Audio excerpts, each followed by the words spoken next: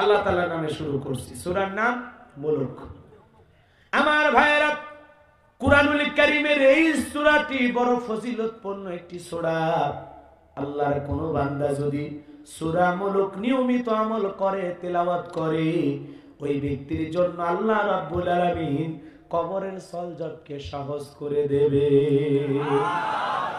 যে ব্যক্তি সূরা মুলক নিয়মিত তিলাওয়াত করবে, কঠিন কিয়ামতের ময়দানে কুরআনুল কারীমের এই সূরাটি যে বান্দা তিলাওয়াত করবে, তার পক্ষে আল্লাহর দরবারে সুপারিশ করবে। হাসরের ময়দানে এই সূরাটি তিলাওয়াতকারী বান্দার পক্ষে আল্লাহর সাথে ঝগড়া করবে। সুবহানাল্লাহ বলেন। তাহলে এই কুরআনুল কারীম আপনার পক্ষে কিয়ামতের ময়দানে সুপারিশ করবে। এই সূরাটি আল্লাহর সাথে ঝগড়া করে আপনাকে জান্নাতে নিয়ে যাওয়ার চেষ্টা করবে। তাহলে সূরা মুলক আমাদের নিয়মিত আমল করার দরকার আছে না নাই? আমার ভাইয়েরা, এই সূরাটা যদি নিয়মিত আমল করেন, কোরআন এমন একটি কিতাব, আল্লাহ পাক আপনার অভাব অনাটন দূর করে দিবেন, রিজিক বাড়ায়া দিবেন। সুবহানাল্লাহ। সম্মানিত ভাইয়েরা আমার, সূরা মুলক খুবই গুরুত্বপূর্ণ কুরআনুল কারীমের একটি সূরা। সূরার ফজিলত নিয়ে যদি আলোচনা করি লম্বা হবে, লম্বা করব না। শেষ কথাটা আপনাদের উদ্দেশ্যে বলে দিয়ে যাই, এই সূরাটা যদি নিয়মিত তিলাওয়াত করতে পারেন, আমল করতে পারেন, আল্লাহ আপনার রিজিকের ভিতরে বারাকা দেবে, রিজিক বৃদ্ধি করে দেবেন। সুবহানাল্লাহ বলেন। সম্মানিত ভাইয়েরা আমার, আল্লাহ রাব্বুল আলামিন বলেন, তাবারাকাল্লাযী বিয়াদিহিল মুলকু ওয়া হুয়া আলা কুল্লি শাইইন কাদির। আমার আল্লাহ রাব্বুল আলামিন বলেন, মহামান্বিত সেই সত্তা যার হাতে সর্বময় কর্তৃত্ব, রাজত্ব পাওয়ার ক্ষমতা, তিনি হলেন সর্ববিষয়ে শক্তিমান। তাহলে সকল ক্ষমতার একমাত্র মালিক কে? আল্লাহর চাইতে বড় ক্ষমতাধর কেউ আছে? আসমান জমিনে আল্লাহর চাইতে বড় কেউ আছে? ওয়ালাম ইয়াকুল্লাহু কুফুয়ান আহাদ। আকাশ আর জমিনে আল্লাহর সমকক্ষ, আল্লাহর সমতুল্য আর কেউ নাই, বলুন আল্লাহু আকবার। তাহলে আকাশ আর জমিনের সকল ক্ষমতার একমাত্র মালিক কে? আরো জোরে বলেন কে? লিল্লাহি মুলকুস সামাওয়াতি ওয়া মা ফিল আরদ। আসমান জমিনের একচ্ছত্র মালিকানা কার? আল্লাহর চাইতে বড় ক্ষমতাধর কেউ আছে? তাহলে আসমান জমিনের সকল ক্ষমতার চাবিকাঠি কার হাতে? আল্লাহর কুদরতিয়া হাতে। আল্লাহ রাব্বুল আলামিন হলেন সর্বশক্তিমান, তিনি হলেন ক্ষমতার মালিক। কথা বলেন ঠিক কিনা? সেই কথা আল্লাহ বলেন, তাবারাকাল্লাযী বিয়াদিহিল মুলকু ওয়া হুয়া আলা কুল্লি শাইইন কাদির।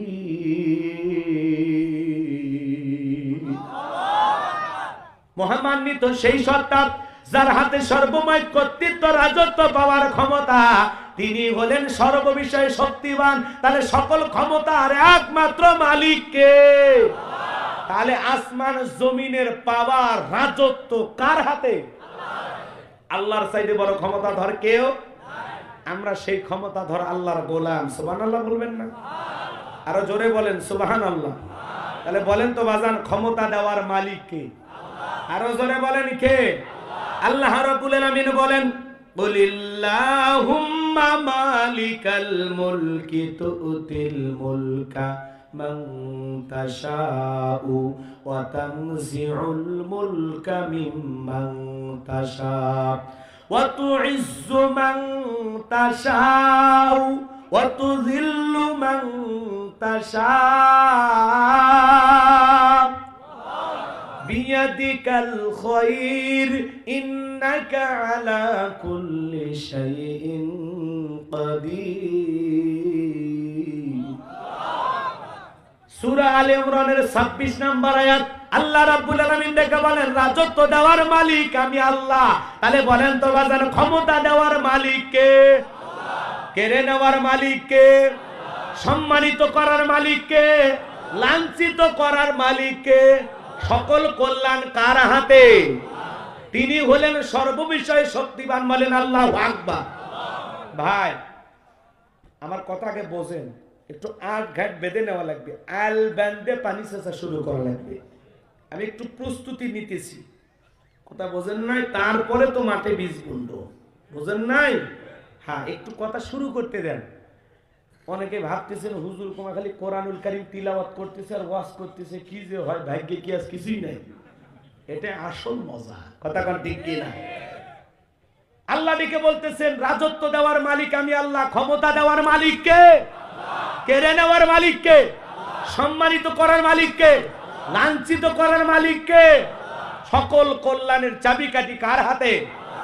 তিনি হলেন সর্ববিষয়ে শক্তিমান, কদির। আল্লাহু আকবার বলেন। আল্লাহর চাইতে বড় ক্ষমতাধর কে? আল্লাহ ক্ষমতার চেয়ারে বসে কাউকে, এদিক খেয়াল করেন, সম্মানিত করে। যারা ক্ষমতার চেয়ারে বসে মনে করে যে ক্ষমতা এটা আল্লাহর দেওয়া আমানত, আল্লাহ আমাকে দায়িত্ব দিয়েছেন, এই দায়িত্ব যারা সঠিকভাবে পালন করে, যারা সমাজে আদল ইনসাফ প্রতিষ্ঠিত করে, মানুষের অধিকার প্রতিষ্ঠিত করে, ইমানদার মুসলমানদেরকে নিরাপত্তা দেয়, আল্লাহর জমিনে কোরআনের বিধান মোতাবেক রাষ্ট্র সমাজ পরিচালনা করে, যারা ক্ষমতার চেয়ারে বসে মানুষের কল্যাণে, ইসলামের কল্যাণে, মানবতার কল্যাণে ভালো ভালো কাজ করে, আল্লাহ ক্ষমতার চেয়ারে বসাইয়া তাদেরকে সম্মানিত করেন। আবার যারা ক্ষমতার চেয়ারে বসে বাড়াবাড়ি করে, নির্যাতন জুলুম চালায়, মানুষের রক্ত নিয়ে খেলা করে, ইসলাম আলাদেরকে টার্গেট করে করে বিদায় করে দেয়। যারা এই দুনিয়ার জমিনে জুলুম প্রতিষ্ঠিত করতে চায়, এই জালেমদের পরিণতি ভালো হয় না। আল্লাহ সেই সমস্ত জালেমদেরকে ক্ষমতার চেয়ারে বসানোর পরেও জুতার বাড়ি খাওয়াইতে খাওয়াইতে ক্ষমতার চেয়ার থেকে নামাইয়া দুনিয়ার থেকে বিদায় করে দেয়। কথা বলেন ঠিক কিনা? তার মানে কি? আল্লাহ ক্ষমতার চেয়ারে বসাইয়া সম্মানও দেয়, আবার বাড়াবাড়ি করলে লাঞ্ছিত করে। শ্রীলঙ্কাতে দেখলেন না, কাপড় খুলে নিছে, কথা কয় না। জনগণের সাথে বাড়াবাড়ি করছে, জনগণ কি করছে? নেতার কাপড় খুলে নিছে। ভাগ্যিস ভালো এই দিন হাফ প্যান্ট পরেছিল। কথা কি বুঝতে পারছেন? একটু মনোযোগ দিয়ে কথা শুনবেন, আমার খালি একটু বলবেন দেন, শুরু করবেন দেন। লিল্লাহে তাকবীর। এই পৃথিবীর জমিনে শোনেন, পুরো পৃথিবীর ক্ষমতা আল্লাহ 4 জন মানুষকে দিয়েছিল। কয়জন? জোরে বলেন কয়জন? ছোট্ট একটা এলাকার নেতা, তার গরমই তো থাকা যায় না।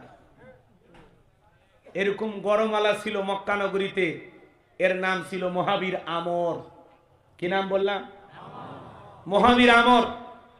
বিশ্ব নবী হিজরত করে মদিনায় চলে গেছেন। নবী কিন্তু মক্কার কাফেরদেরকে নিয়ে কোনো মাথা ব্যথা নাই, কিন্তু মক্কার কাফেররা টেনশনে পড়ে গেল, না জানি আব্দুল্লাহর বেটা এতিম পোলা মুহাম্মদ সাল্লাল্লাহু আলাইহি সাল্লাম মক্কায় যায়, না জানি আমাদের বিরুদ্ধে কি করে। এরা আছে টেনশনে। কাফেররা টেনশনে থাকলে আমার রাসূল আছেন টেনশন মুক্ত। সুবহানাল্লাহ।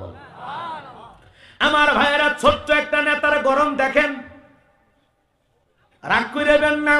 কথাই কথাই অনেক মানুষ আমাদেরকে বলে ও খেয়ে ফেলে দেব, মেরে দেব, বিদায় করে দেব। খবর আছে দেখে নেওয়া হবে, নানান কথা বলা হয়। কথা বলেন ঠিক কিনা? তখন ছিল গোত্রীয় লিডার, দলপতি বলা হয়। এখন যেরকম মেম্বার চেয়ারম্যান একটা এলাকার, একটা ওয়ার্ডের নেতা হয়, একটা ইউনিয়নের নেতা হয়। আর তখন এরকম দলপতি ছিল, গোত্রীয় লিডার ছিল।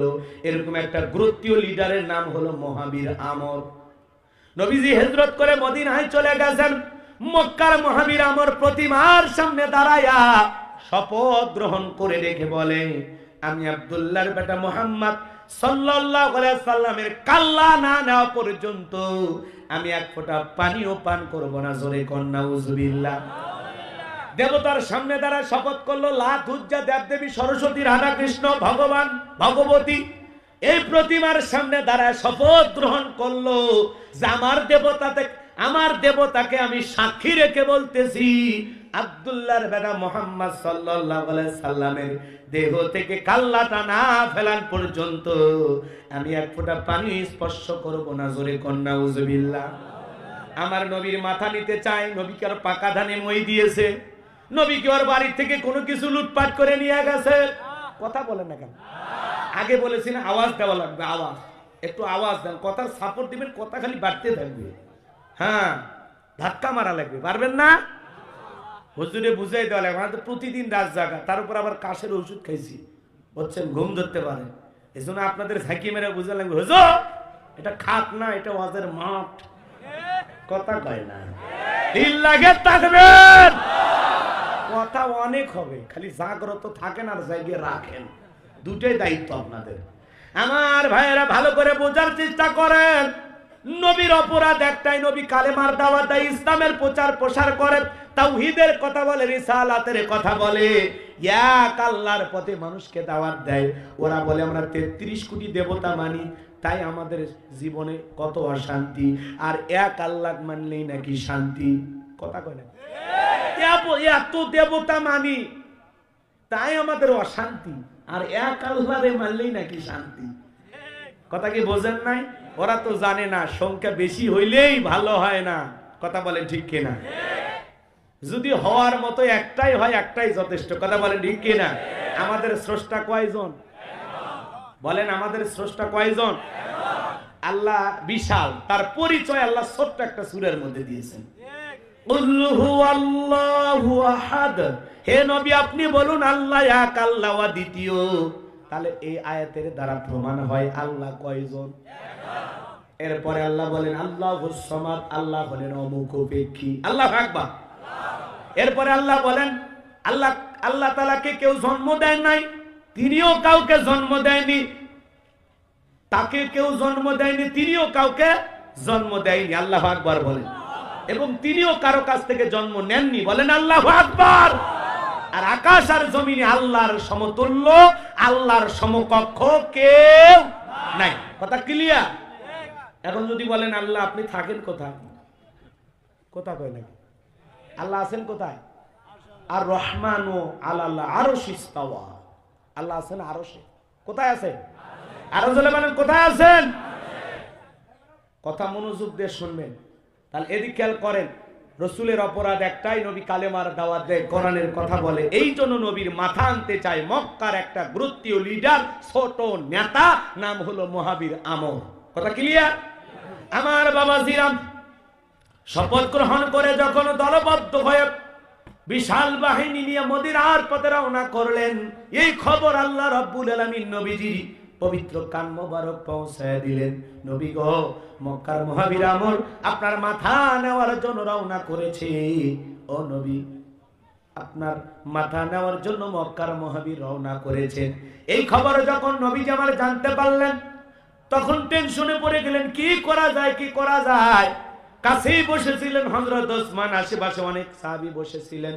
নবী দেখে বলে আমার সাহাবীরা, মক্কার মুহাবির আমর আমার মাথা নেওয়ার জন্য রওনা করেছে, তোমরা বলো কি করা যায়।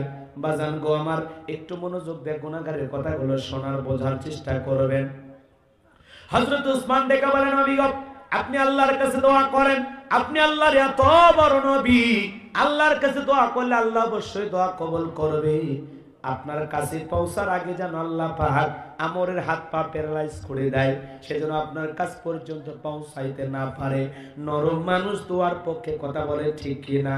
হযরত ওসমানের কথা শুনে নবীজি হাত তুললেন, দোয়া করতেছেন, আল্লাহ মক্কার মুহাবির আমর আমার মাথা নেওয়ার জন্য রওনা করেছে, আমার কাছে পৌঁছার আগে যেন জমিন থেকে বিদায় হয়ে যায়, ওর হাত পা আপনি প্যারালাইজ করে দেন। দোয়া করতে দেরি, আসমান থেকে আল্লাহ জিবরাইলকে পাঠাইতে দেরি করলেন না। জিবরাইল এসে বলে নবী গো, দোয়া কবুল হবে না। নবী তখন হাত মুখে না নিয়া হাঁটুর উপরে রেখে দিলেন। আমরা অনেকে মোনাজাত করি, হাত তুলে এরকম দড়ি পাকাই। কথা কয় না? আবার অনেকে মোনাজাত করার সময় এরকম পিশার মাপে। কথা কম। আবার অনেকে এরকম চুপচাপ ধরে থাকে। আবার যুবকেরা যারা খুব চালাক, হুজুর দোয়া করতে থাকে হাত তুলে না, চুপচাপ বসে থাকে। যখন বলে লা ইলাহা ইল্লাল্লাহু মুহাম্মাদুর রাসূলুল্লাহ, হুজুর আজকের মুনাজাত সেই হচ্ছে, দোয়া ধরছিল। এরকম চালাক আছে না? না, হ্যাঁ, সুন্দর করে মালিকের কাছে এইভাবে দোয়া করবে। ঠিক আছে? কিভাবে? এই যে এইভাবে। পারবেন না ইনশাআল্লাহ? আল্লাহ আমাদের বোঝার তৌফিক। এরকমও করব না, এরকমও করব না, এরকমও করব না। ঠিক আছে? আদবের সহিত চাইবো কার কাছে? সব চাওয়া পূরণ করে দেওয়ার মালিক কে? আমার বাজান